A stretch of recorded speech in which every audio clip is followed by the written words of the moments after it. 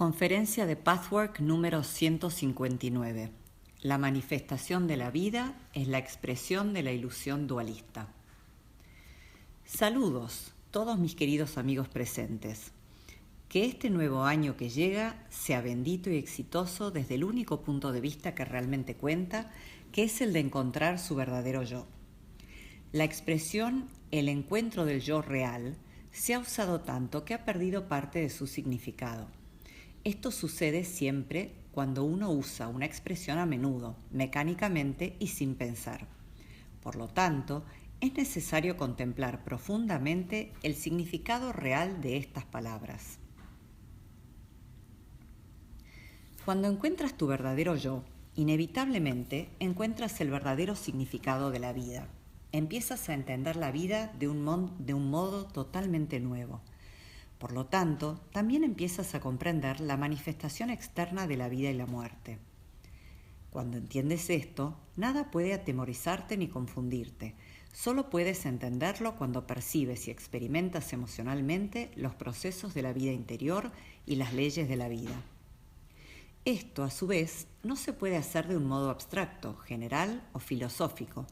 Solo puede suceder de un modo ultrapersonal, en un abordaje directo de ti mismo y de tus reacciones subjetivas.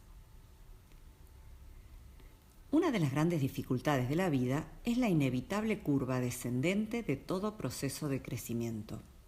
La vida es crecimiento y el crecimiento es un continuum de movimiento que va en una línea fluctuante. Cada descenso trae un nuevo ascenso. Cada ascenso debe traer un nuevo descenso para ascender nuevamente. No puede haber un movimiento ascendente a menos que haya primero uno descendente. Entonces, no puede haber vida a menos que ésta haya pasado por una forma de muerte. Este ritmo prevalece hasta que la conciencia ya no está escindida dentro de sí misma como resultado del dualismo ilusorio. El movimiento descendente, muerte, representa un lado del dualismo. El movimiento ascendente, vida, el otro. La conciliación tiene lugar cuando estos movimientos son plenamente recorridos, experimentados, asimilados y aceptados como una creación del yo. Cada uno tiene miedo de la curva descendente, lucha y pelea contra ella, pelea contra la que su propia creatividad produce, y de este modo está en guerra consigo mismo.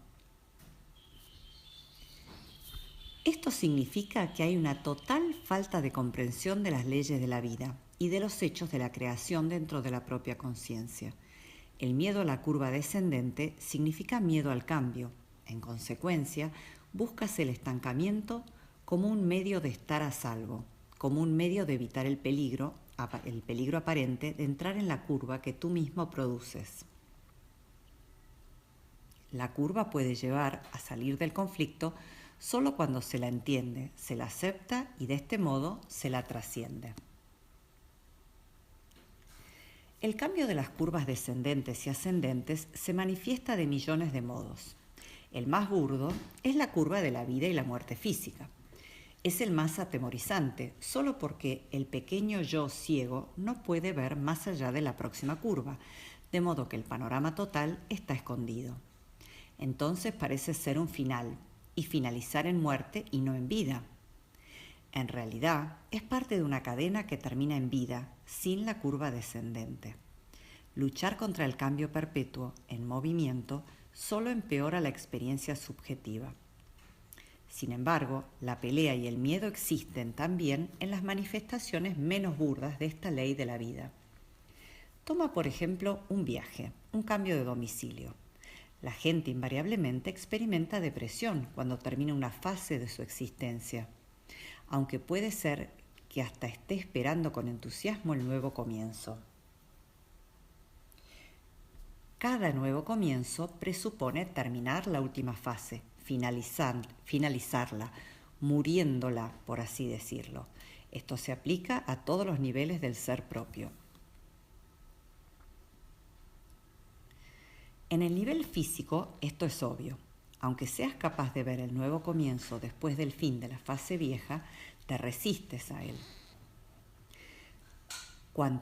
Cuanto más cuando no se puede ver el nuevo comienzo.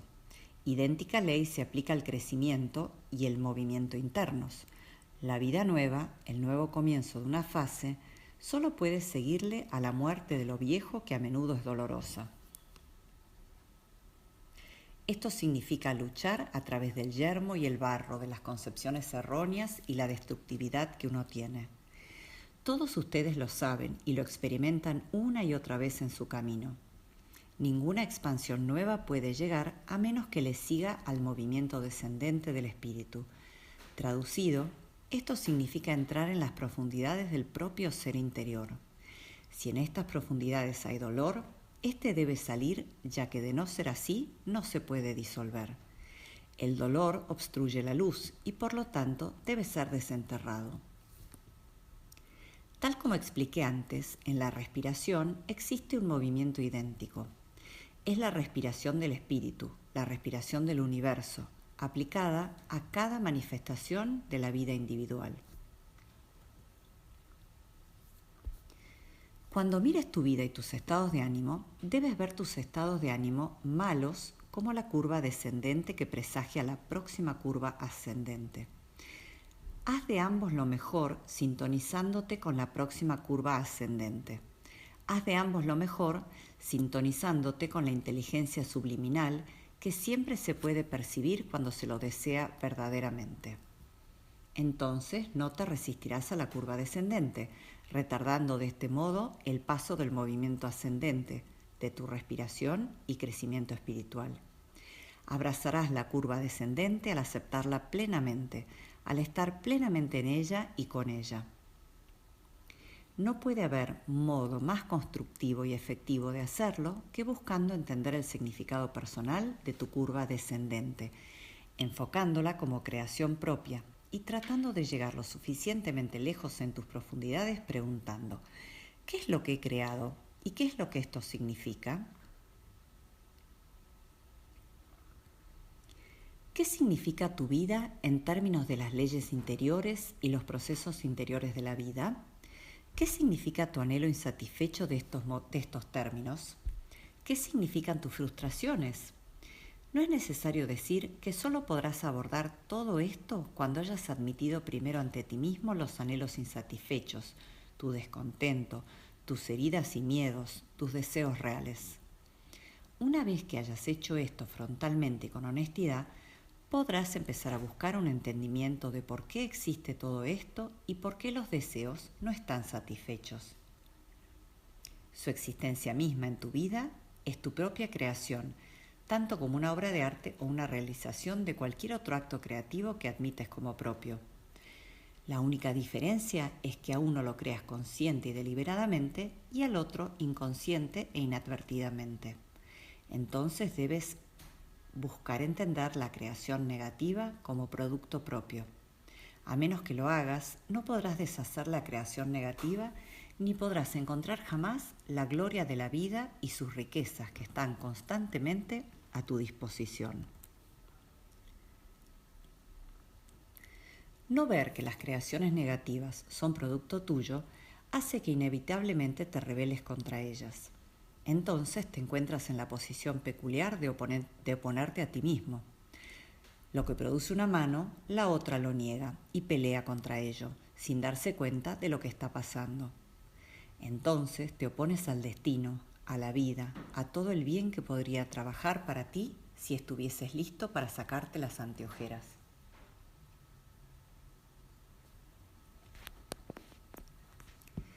Típicamente, en este estado de rebelión le echas la culpa a otro o a algo distinto a ti mismo. Cuando haces esto, no estás conectado con las causas y los procesos que están dentro del yo, y esa es la raíz de todo sufrimiento. No importa cuántas veces y con qué palabras diferentes diga esto, todavía ninguno de mis amigos que están trabajando en este camino lo observa plenamente. Casi todos ustedes todavía pasan por alto cuántas veces se sienten infelices y enfrentan su infelicidad solo vagamente. Por lo tanto, son incapaces de conectarla consigo mismos. Aun cuando sabes que eres infeliz y aun cuando has enfrentado las razones exactas de ello, todavía te rebelas contra ese hecho como si fuese producido por algo que no fueses tú. En consecuencia, a pesar de haber enfrentado tus sentimientos, todavía estás alienado de tus propios poderes de creación.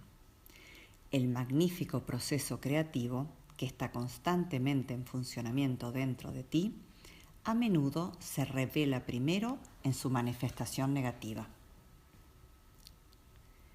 Aun cuando crees en los poderes creativos y en sus posibilidades ilimitadas, todavía imaginas que llegan como un premio especial después de haber superado tus cegueras, desconexiones y dificultades.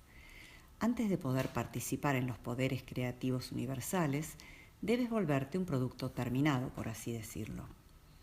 Esta es la vaga creencia que tiene la mayoría de la gente y es una distorsión de la realidad. La infelicidad misma que sufres es producto de tu creatividad en la misma medida que lo es la creación del bien con el que sueñas. En tanto no entiendas esto por entero, es completamente imposible que participes en el crear, moldees tu propio destino y te sientas seguro y en paz con el mundo. Ustedes ven, mis amigos, que el poder creativo que funciona dentro de ustedes es tan inmenso y opera de manera tan constante que todavía no pueden tener ninguna noción de él. Opera de acuerdo con el estado de tu conciencia. Esto incluye, por supuesto, la mente consciente y la inconsciente, tu ser total. Lo que tienes o no tienes es una creación directa de todo lo que piensas, todo lo que sientes, todo lo que deseas. Puede ser que no lo desees sabiamente y puede ser que no lo desees conscientemente.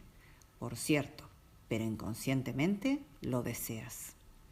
Cuando percibas esto plenamente, entenderás la ley de la vida, la ley de la creación dentro de ti.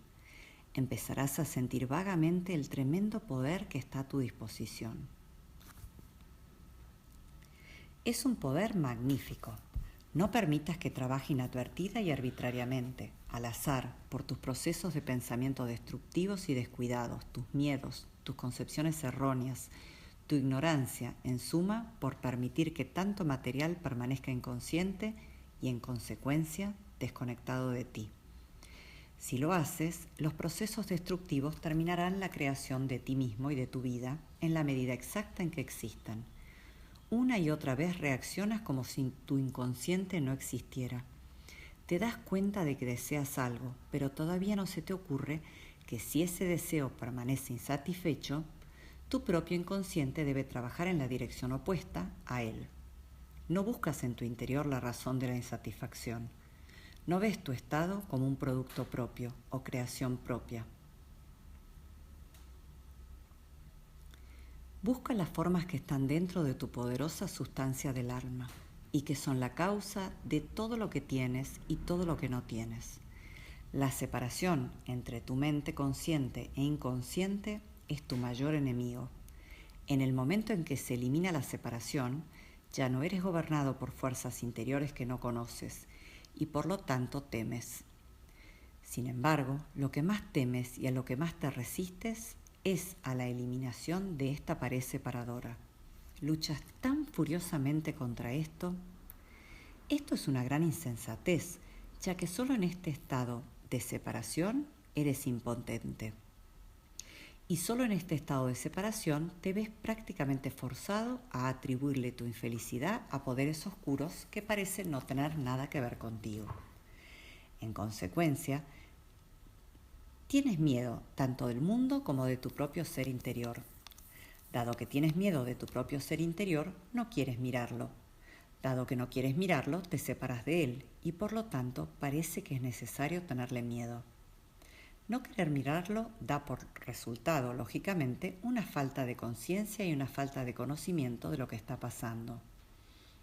No solo acerca de la propia destructividad inadvertida, sino también acerca del poder creativo que podría trabajar para ti y no en tu contra.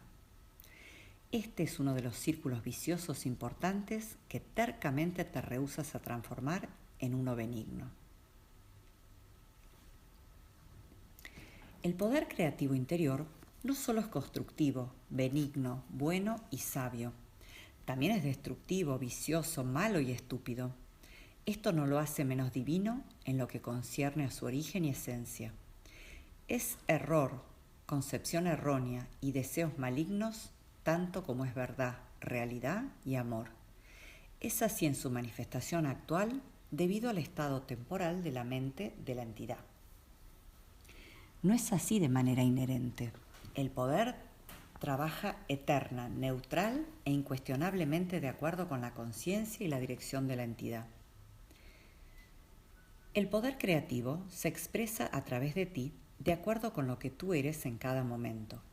Penetra tu ser entero y es moldeado por todo lo que eres, por lo que inspiras y expiras, y por cómo lo haces, por todo lo que piensas, sientes, quieres y deseas. Es una expresión de todas tus actitudes, tanto las más burdas y obvias como las más sutiles y escondidas. Todo esto es tan poderosamente creativo que, en comparación, la dinamita y la energía atómica no son nada. Estas energías físicas crean un impacto único, un tremendo efecto físico. La energía de la vida es una fuerza dinámica que está constantemente en funcionamiento, imprimiendo poderosamente, moldeando y dirigiendo. La usas, lo sepas o no. La está usando cada pensamiento, cada deseo, cada miedo oculto y cada huida de la experiencia.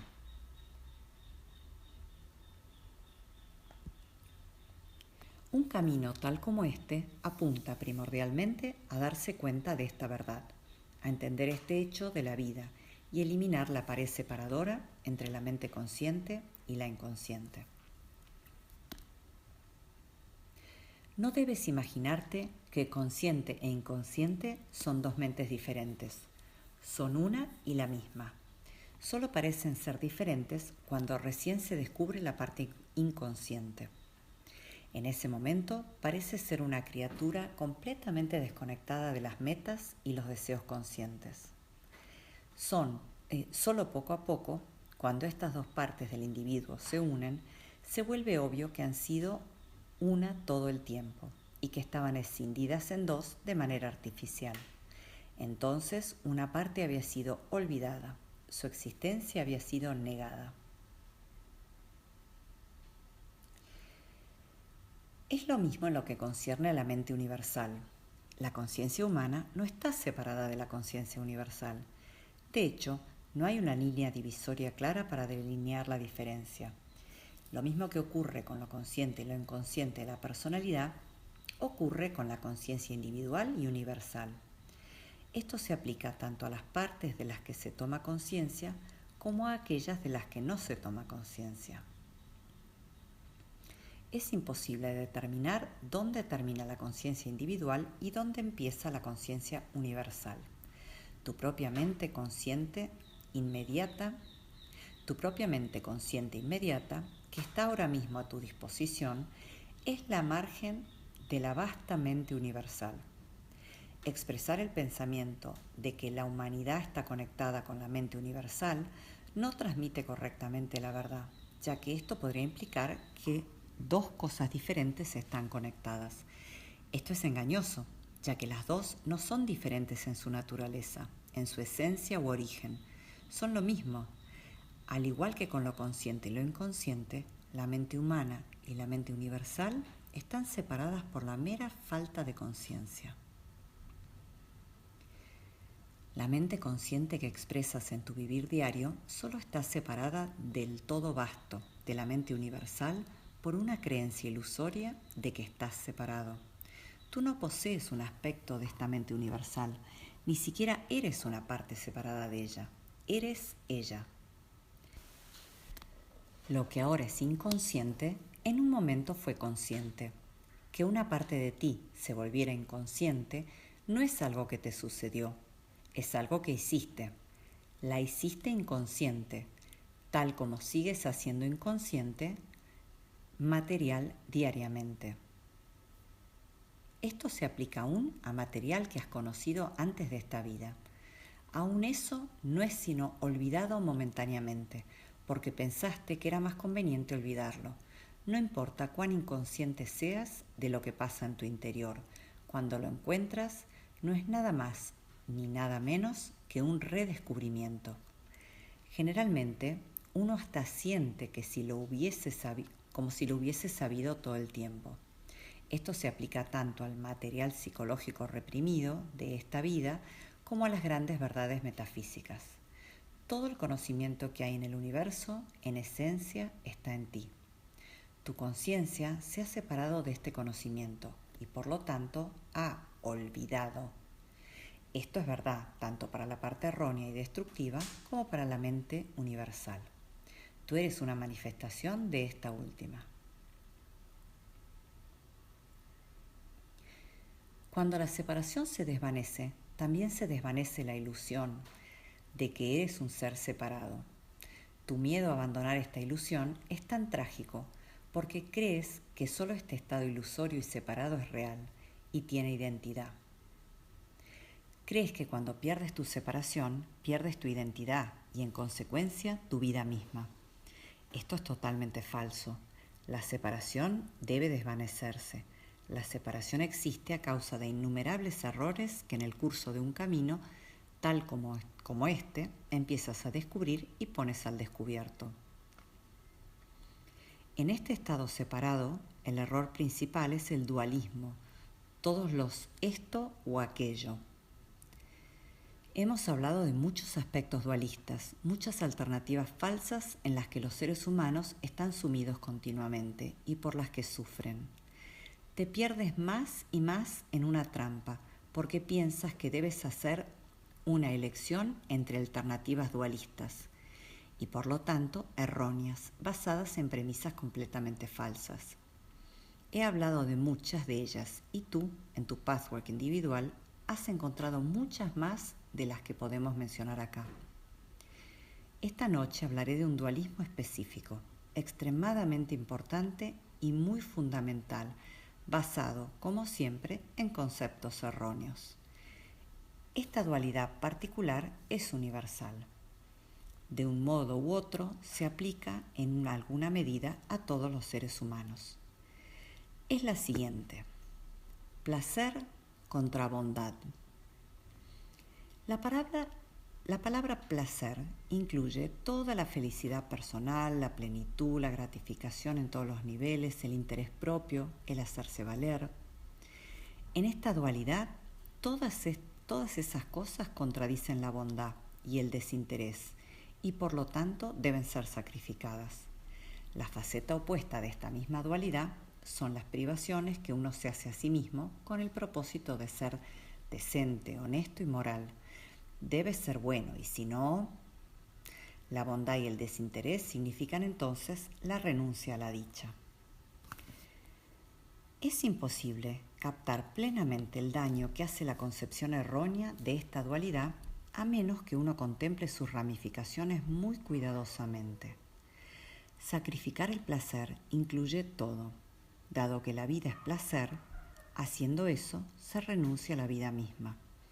Dado que la salud no puede existir si no se permite que la fuerza de vida con todos sus efectos placenteros fluya con intensidad a través del sistema, el resultado de esta dualidad es la enfermedad. El placer físico intenso es una necesidad legítima y un anhelo legítimo porque es parte de la ley universal de la vida.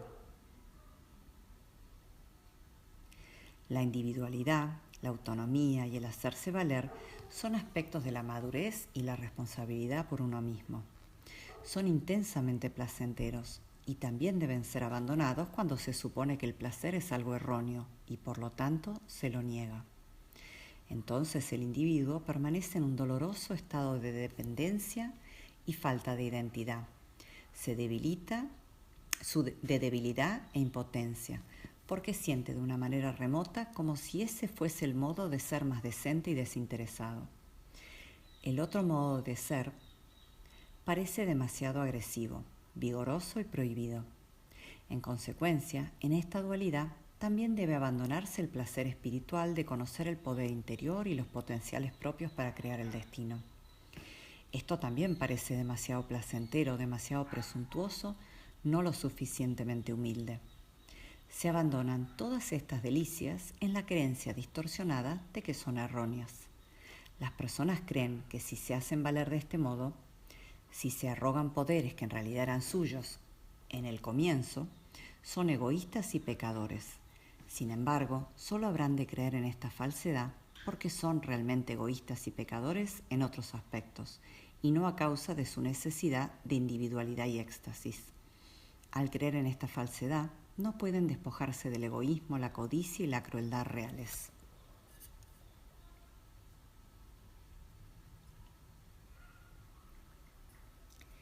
En el momento en que entiendes verdaderamente tu libertad y tu poder, no necesitas ser egoísta, cruel y codicioso. En ese punto no hay alternativa falsa, no hay escisión ni elección entre el placer y la bondad. Pero en tanto creas que para ser bueno debes renunciar al placer, habrás de fluctuar entre estas dos alternativas. Es imposible que te comprometas de todo corazón con cualquiera de ambas. Es imposible que encuentres paz en tanto parezca que se te impone esta elección. Por lo tanto, serás tanto egoísta como negador del placer. Cuanto más forzado te sientas a negarte placer, más egoísta habrás de volverte para llenar ciegamente el vacío. Cuanto más egoísta te vuelvas, más habrás de castigarte por el egoísmo y convencerte de que no mereces placer. En tanto exista esta dualidad, la delicia de amar, la delicia que es la vida en su esencia misma, habrá de permanecer oculta. Sufrirás por estas alternativas imposibles en tanto pienses aún si es solo en tu autoevaluación secreta que debes elegir entre abandonar tu esperanza de lograr una plenitud completa para así ser decente y bueno, o tener que soportar la carga de la maldad para así poder probar algunas de las delicias que la vida ofrece y que la vida es intrínsecamente. Esta es una dualidad muy profunda. Cuando mires de cerca dentro de ti, encontrarás que eres influido por ella en mayor medida de lo que quizá crees. Esta dualidad no proviene meramente de las influencias personales de los entornos tempranos de un individuo.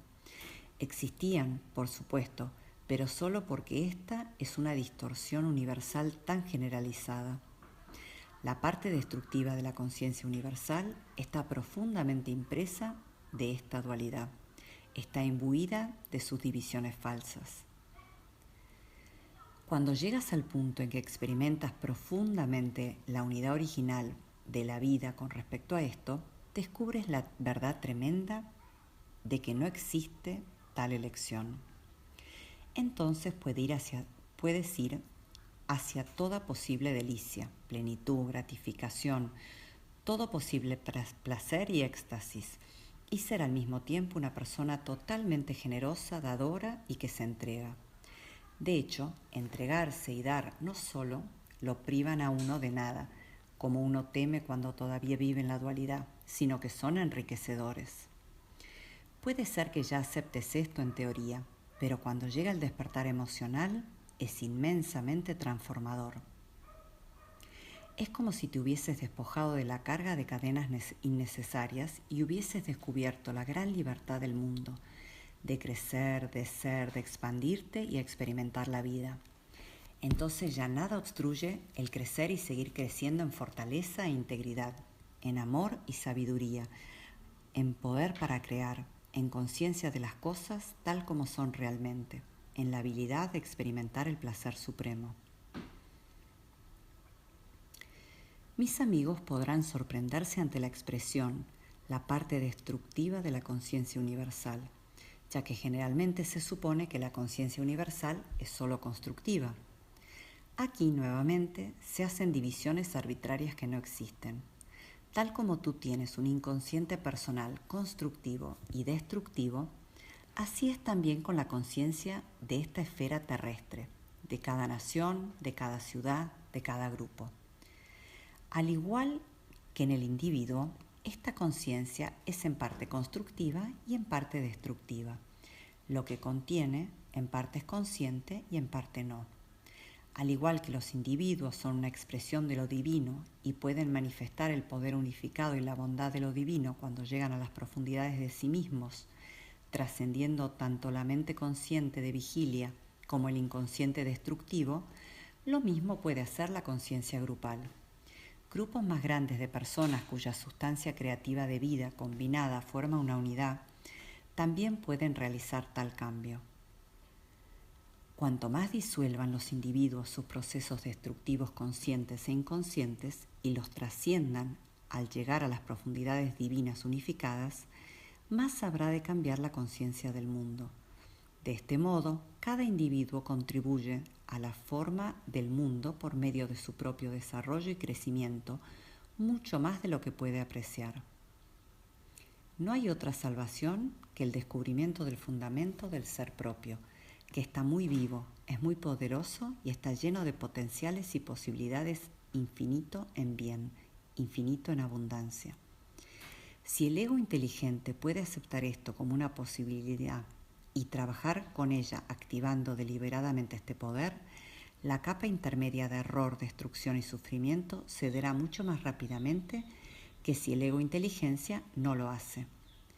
Poco a poco verás que toda la sustancia es la misma, que en esencia es toda una sustancia de vida idéntica. Hay un paralelo entre el descubrimiento del yo, que consiste tanto en una parte que en apariencia está completamente separada, es destructiva y obstinada en hacer su voluntad, como en un infinito poder divino aún más oculto, siendo ambos en esencia de la misma sustancia de la vida que la mente consciente y el descubrimiento de la unidad del placer y la bondad personal. ¿Hay preguntas acerca de este tema? Pregunta. Tengo una pregunta personal que podría muy bien estar relacionada con este tema. Incluye dos cosas acerca de las cuales me gustaría que comentaras. En primer lugar, he estado últimamente en un estado altamente energizado que parece estar relacionado con mi trabajo.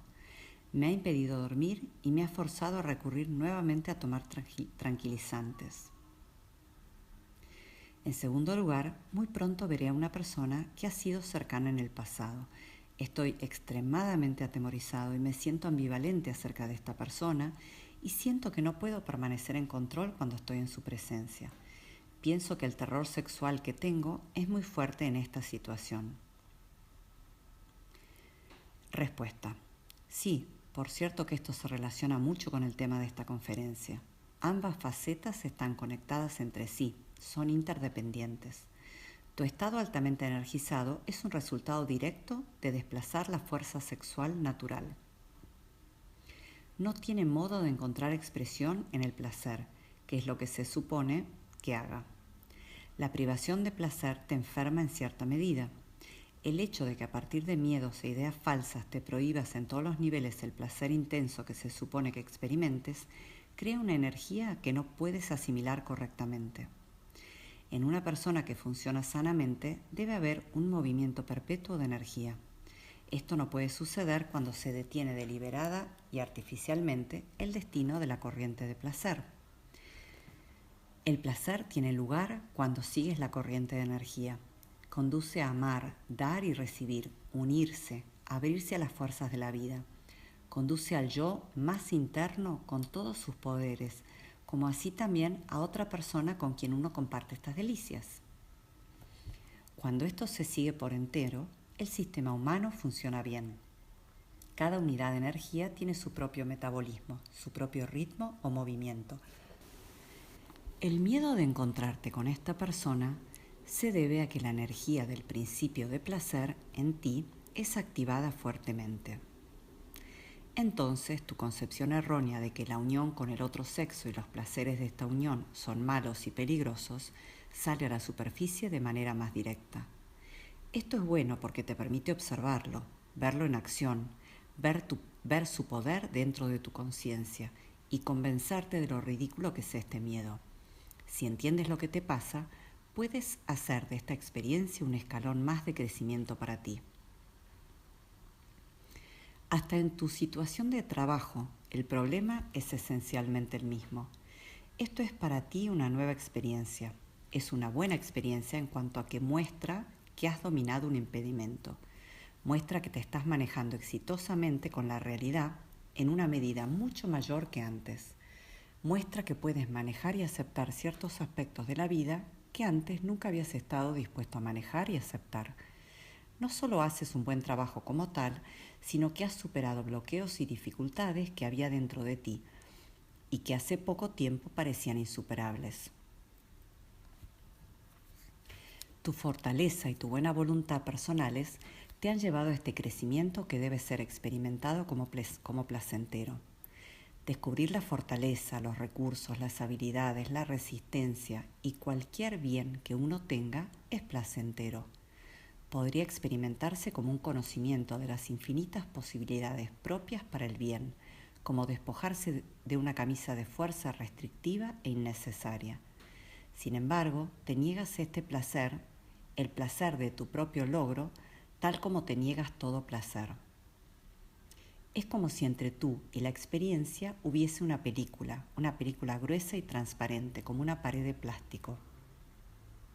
Esta pared te separa de la habilidad para ser tocado por la experiencia. Esto no se aplica solo a ti, por supuesto. El crecimiento significa, entre otros aspectos, el gradual adelgazamiento de esta película y finalmente su disolución, de modo tal que experimentes de manera directa. El significado de esto es profundo, ya que en tanto rehuyas de la experiencia directa y desnuda, habrás de estar en problemas contigo mismo. Habrás de ser débil, dependiente, temeroso y por sobre todo te verás privado de algo. Cuanto más se despoja uno de las concepciones erróneas y despierta a la vida, más delgada se vuelve la película y más directamente experimenta uno la vida. Cuanto más gruesa sea la película, más debes darte cuenta de que aquí estoy, detrás de una pared de vidrio transparente, y a través de ella, afuera, veo la experiencia, pero esta no me toca. Toda vez que la experiencia te toca, retrocedes ante ella con miedo. El miedo es causado por una conclusión errónea. Experimentar el placer, como así también lo no placentero, nunca puede dañarte a menos que creas que te dañará. El daño proviene exclusivamente de defenderte de la experiencia, cerrándote. La ansiedad que experimentas es exclusivamente un resultado de temer el placer como así también lo no placentero, temer ser tocado por la experiencia y por lo tanto construir una pared defensiva ante ella.